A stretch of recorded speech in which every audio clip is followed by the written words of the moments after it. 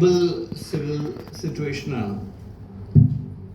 അത് BJP party create ചെയ്ത വിഷയമല്ല. ഹൈക്കോർട്ടിൻ്റെ ഒരു ജഡ്ജ്മെൻറ്റ് അനുസരിച്ചാണ് ഈ പ്രശ്നം ഉണ്ടായിരിക്കുന്നത്.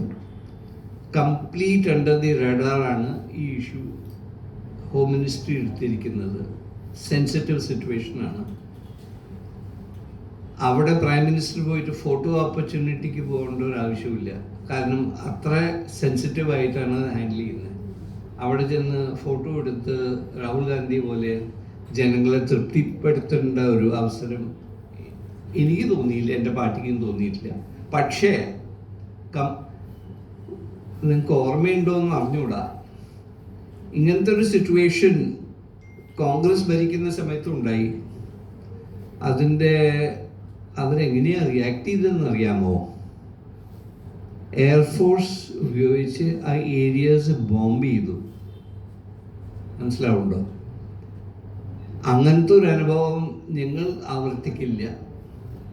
സിവിൽ സിറ്റുവേഷൻ, സിവിലിയൻ മോഡ്യൂൾ വെച്ച് അതിനെ സൊല്യൂഷൻ കണ്ടുപിടിക്കുന്നതാണ് ഞങ്ങളുടെ ശ്രമം.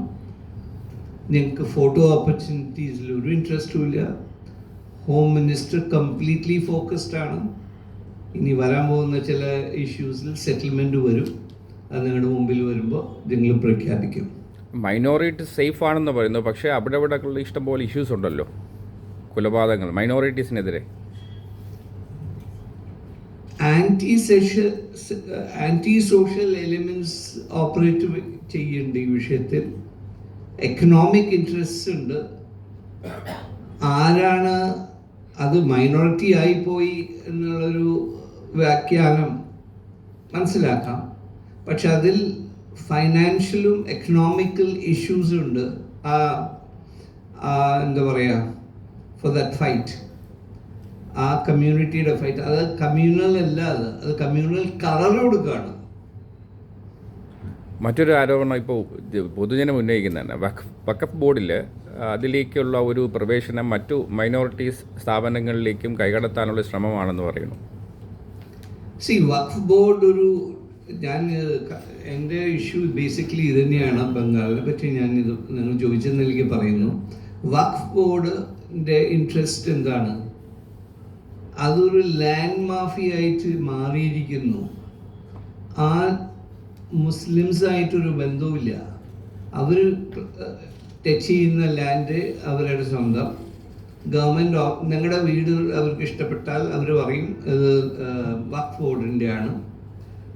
മുസ്ലിം ജനങ്ങൾക്ക് ഉപയോഗിക്കേണ്ട പണം അവർ കൈകാര്യം ചെയ്യാണ്. ഒരു സെലക്ട് ജനങ്ങൾക്ക്, പാവങ്ങൾക്ക് വേണ്ടിയിട്ടാണ് ഈ വഖഫ് ബോർഡും എല്ലാം സ്ഥാപിച്ചിരിക്കുന്നത്. പക്ഷേ അവരുടെ റോൾ എന്താണ്?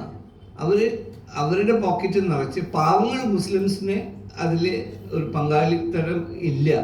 പ്രോപ്പർട്ടി അവർ മേടിക്കുന്നു, എന്ത് വിലയ്ക്കും വിൽക്കുന്നു.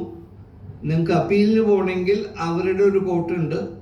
ആ കോർട്ടിൽ അവിടെ ജസ്റ്റിസ് കിട്ടില്ല. നിങ്ങൾക്ക് ഏത് കോർട്ടിൽ പോയാലും ഒരു മുസ്ലിമിൻ്റെ വീടും അവർ കൈകയറി എടുക്കാം.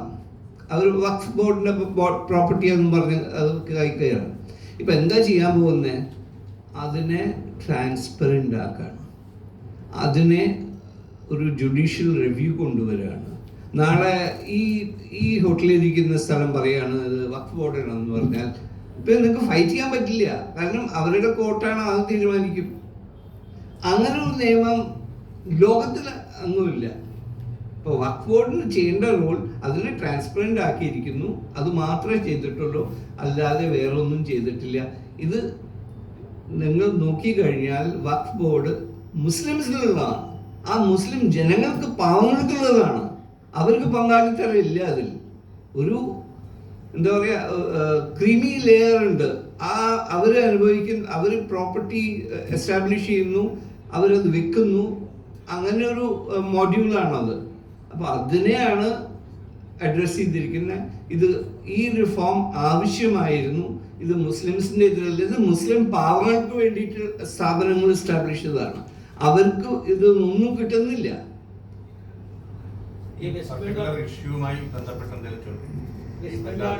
സ്ത്രീകൾക്കെതിരെയുള്ള ആക്രമണങ്ങൾക്ക് ഇന്ത്യ സഖ്യവും കോൺഗ്രസും മറുപടി കൊടുക്കുകയാണ്. ഒന്നും കൂടി റിപ്പീറ്റ് ചെയ്യാമോ? അതായത് വെസ്റ്റ് ബംഗാൾ നടക്കുന്ന സ്ത്രീ ആക്രമണങ്ങൾക്കെതിരെ പ്രതികരിക്കേണ്ട കോൺഗ്രസും ഇന്ത്യ സഖ്യവും മമതാ ബാനർജിക്ക് സംരക്ഷിക്കാൻ വേണ്ടി നിൽക്കുകയാണ്. ചോദ്യം നിങ്ങളുടെ മുമ്പിൽ തന്നെയാണ്. എന്താണ് ഒരു ഉത്തരം പറയാത്തത്? ഇങ്ങനെ ഒരു അലയൻസ് ഉണ്ടോ? നിങ്ങൾ ഒരു ഡോക്ടറെ സിറ്റുവേഷൻ നിങ്ങൾ ആലോചിച്ച് നോക്കൂ. അവർ മിണ്ടണില്ലല്ലോ. അല്ലെങ്കിൽ 150 കിലോമീറ്റർ ഉള്ള ദൂരമുള്ളൂ അവർക്ക് ഹോസ്പിറ്റലിലേക്ക് വരാം. ഒരു കോൺഗ്രസ്സുകാരെ അവിടെ കാണാനില്ല. പക്ഷെ ഇവർ പറയുന്നു CPM-കാരാ അത്ര കൊടി പിടിച്ച് വന്നത്. ഞങ്ങൾ പറയുന്നു അത് CPM അല്ല, അത് CPM അല്ല, അത് CPM അല്ല എന്ന് പറയാൻ കാരണം ഇത് ഗൂൺസാണ് TMC-യുടെ. ചുമന്ന കൂടി ആർക്കും പിടിച്ചു വരാം. അപ്പൊ ഇങ്ങനത്തെ വേഷം കെട്ടൊക്കെയാണ് അവിടെ നടക്കുന്നത്. സമാനമായൊരു വിഷയം ഉത്തരാഖണ്ഡിൽ വന്നിട്ടുണ്ട്. ഇപ്പോൾ ഉത്തരാഖണ്ഡ് BJP ആണോ സി റേപ്പ് എവിടെയായാലും ഇമ്മീഡിയറ്റ് ആക്ഷൻ ചെയ്യുന്ന അത്യാവശ്യം. അത് അക്സെപ്റ്റബിൾ അല്ല സിവിൽ സൊസൈറ്റിയിൽ. അത് കവറപ്പ് ചെയ്യാൻ ചെയ്യുന്ന ഈ ഓപ്പറേഷനാണ് നിങ്ങൾ എതിർക്കുന്നത്. അതും ആരെയാണ് നിങ്ങൾ പ്രൊട്ടക്റ്റ് ചെയ്യാൻ നോക്കുന്നത്? ചില മന്ത്രിമാരുടെ മക്കളാണോ? ഇത് ഈ ഒരു സിൻഡിക്കേറ്റ് ഉണ്ടോ അവിടെ കോളേജിൽ? അത് ഡ്രഗ് മാഫിയ ആണോ, അത് ഹ്യൂമൻ ട്രാഫിക് ആണോ, അത് CBI ഇൻവെസ്റ്റിഗേറ്റ് ചെയ്യുന്നത്? അത് അങ്ങനെയാണ് ഡോക്ടർമാരോട് ഞാൻ സംസാരിച്ചോട് അവർ പറഞ്ഞത് എന്നോട്. ഒരു സിൻഡിക്കേറ്റ് ആണ് ഓപ്പറേഷൻ. ഈ കൊച്ച് ഇതിനെപ്പറ്റി ഡീറ്റെയിൽസ് അറിയാമായിരുന്നു. അത് എക്സ്പോഷറിൻ്റെ ഒരു റിവെഞ്ച് ഓപ്പറേഷൻ ആണെന്ന് പറയുന്നു. പക്ഷെ ഇതൊക്കെ CBI-യുടെ ഏരിയ ആണ്, ഞങ്ങളുടെ ഏരിയ അല്ല. പക്ഷെ ഇത് ഞാനവിടെ പോയിട്ട് എൻ്റെ പേഴ്സണൽ അനുഭവങ്ങളാണ് ഞാൻ പറയുന്നത്. ഈ ബംഗാൾ വിഷയത്തില് സമരം ചെയ്യുന്ന ഡോക്ടർമാരൊക്കെ ആവശ്യപ്പെടുന്നുണ്ട് ഒരു ദേശീയ തലത്തിൽ ഈ ഡോക്ടർമാരുടെയും ആരോഗ്യ പ്രവർത്തകരുടെയും സംരക്ഷണം ഉറപ്പാക്കാൻ ഒരു നിയമം കൊണ്ടുവന്നു. അപ്പൊ അത്തരത്തിലെന്തെങ്കിലും ഒരു അനുഭാവപൂർണമായ നടപടി? തീർച്ചയായും അത് ഹോം മിനിസ്ട്രിയും പിന്നെ പ്രൈം മിനിസ്റ്റർ ശ്രദ്ധയിൽ വന്നിട്ടുണ്ട്. അത് ഇമ്മീഡിയറ്റ് ആക്ഷൻ വരും.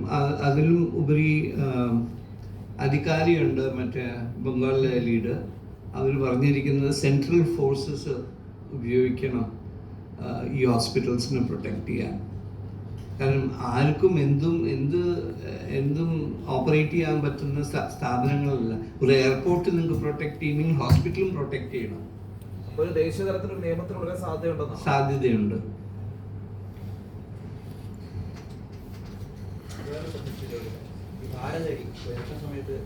ഭാരതരി ഇലക്ഷൻ സമയത്ത് കേരളത്തിൽ വിതരണം ചെയ്തു. ഇപ്പൊ ഇലക്ഷൻ കഴിഞ്ഞുകൂടി അത് കഴിഞ്ഞു, വിതരണം കഴിഞ്ഞു. എനിക്ക് മനസ്സിലായില്ല. ഞാൻ ഈ വിഷയം സ്റ്റഡി ചെയ്തിട്ടില്ല. വിതരണം ചെയ്യുന്നില്ല. ഇപ്പോഴും വിതരണം ചെയ്യുന്നുണ്ട്. തൃശ്ശൂര്